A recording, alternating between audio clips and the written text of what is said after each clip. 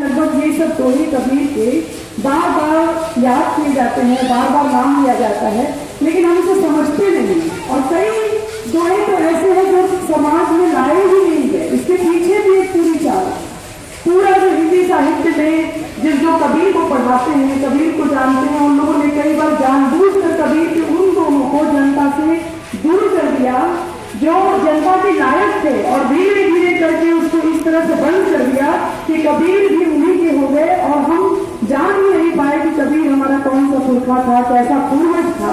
और काशी का जुलाहा, जो अभी साथी हमारे गीत गा रहे थे, वो घोषणा करता है कि मैं काशी के जुलाहा और मेरी कोई जाति नहीं, कोई पार्टी नहीं, और वो पूरी संरचना इस समाज की पूरी बनावट को बताते हैं। तो मेरा तेरा मनवा कैसे एक होए में कबीर अपनी पोजीशन बताते हैं। पोजीशन मतलब वो कहाँ खड़े हैं। देखिए कितनी साफ आवाज काशी का एक जुलाहा। अब तो हम एक फैशनेबल भाषा में बुनकर बोलते हैं, आप लोग भी बुनकर ही एक दूसरे को कहते हैं, लेकिन देखिए उसी बुनकर भाषा में कहकर वो कैसे लूट होती है। जो पहले जुलाहा कहा जाता था, हमारा बुनकर जो कपड़ा बनाता था उसे जुलाहा कहा जाता था। उसमें जो एक अपनत्व था, उसमें जो श्रम की गरिमा थी, उसमें जो मेहनत का सम्मान था, उसको और अपनी तरफ से उन लोगों ने बाजार में लाकर बुनकर शब्द दिया और बताया कि बुनकर जब इस बुनकरों को हम ये करेंगे, ऐसे रखेंगे, वो करेंगे, लेकिन आप जानते हैं कि वो सारी चीजें नहीं है। तो बुनकर शब्द के भ्रम में डाल करके उन लोगों ने जो लूट मचाई वो आप सबके सामने है, और आप हम लोगों से भी उसको बेहतर जानते हैं। इसीलिए कबीर अपनी पोजीशन रखते हैं, अपनी स्थिति बताते हैं और कहते हैं कि मेरा तेरा मनवा कैसे एक हो। आप समझिए कि ये बाजार का युग है। आज आपके और आपके उद्योग, आपके काम, आपके हुनर के बीच में जो लूट खसोट कर रहे हैं वो सरकार तो है ही, बड़े बड़े पूंजीपति और उद्योगपति। ये बहुत अच्छी तरह साफ हो गई। तो क्या कबीर के जमाने में भी ये रहे होंगे? जाहिर है कि कबीर के जमाने में पूंजीपति तो नहीं थे, लेकिन कुछ तो ऐसी ताकतें थी जिससे कबीर लड़ रहा था। और ताकत किससे पैदा होती? कबीर का एक ऐसा दोहा है, छोटा सा मैं आपको सुनाऊंगी, इसको आपने सुना नहीं होगा शायद, जिसमें वो एक शब्द, एक लाइन कहते हैं, बिनु ठाहर विश्वास। ठाहर मतलब होता है ठौर या ठिकाना या स्थान या जगह। भाई किसी को भी अपना भरोसा पाने के लिए जगह चाहिए, या आपके पास या धन हो, किसी तरह का बल हो, आप किसी ऊंची जाति के हो, किसी न किसी तरह का कोई चीज ऐसी हो जिससे कि आपको कॉन्फिडेंस आता हो कि हम तो ये।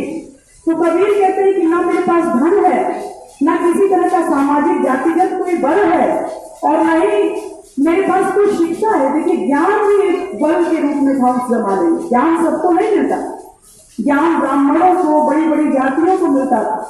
जो काम करने वाले हैं, जिससे समाज बनता था, उनको ज्ञान से दूर कर दिया गया था। तो ध्यान दीजिए कि कबीर ने उस ज्ञान का विरोध किया और पलट कर कहा कि उस ज्ञान को मैं ज्ञान नहीं मानता जो बड़े बड़े लोग बिना मेहनत के यूं ही कुछ भी बोल करके आपको बना देते हैं, बेवकूफ बनाते हैं, मूर्ख बनाते हैं। उस ज्ञान को मैं ज्ञान नहीं मानता। ज्ञान वो है जो हुनर से पैदा होता है, मेहनत से पैदा होता है। चाहे वो किसान मिट्टी के माध्यम से कर रहा हो, चाहे बुनकर अपने ताने बाने से कर रहा हो, या मजदूर ईंट गाड़ा एक एक जोड़ जोड़ करके भवन बनाता हो। ज्ञान वहां है, असल ज्ञान वहां है। लेकिन ये जो ऊपर ज्ञानी बैठे हुए हैं, उस ज्ञान को कभी नहीं कहेंगे कि ये ज्ञान है। इसलिए आज लड़ाई इस बात की है कि ज्ञान किसको कहा जाए। आप देखिए कबीर हमेशा इस चीज के लिए लड़ते रह गए कि हमें उसके लिए भी लड़ना होगा कि हमारे पास असल ज्ञान है, मेहनत का ज्ञान। तो कबीर, मैं किसी को समझाते हुए उस बात पर आती हूँ कि वो बताते हैं कि कैसे मेरे और तुझमें दूरी है, यानी आपके और जो मुनाफा कमा रहे हैं उनके बीच जो दूरी है। कबीर कहते हैं कि मैं कहाँ खड़ा हूँ। वो कहते हैं कि मेरा तेरा मनवा कैसे एक हो।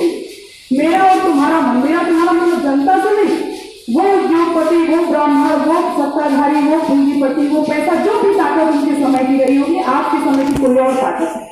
वो पूंजीपति है, वो सरकारें हैं, वो बड़े बड़े धनाढ्य अमीर लोग हैं जो मार्केट में इस तरह की चीजें कर रहे हैं।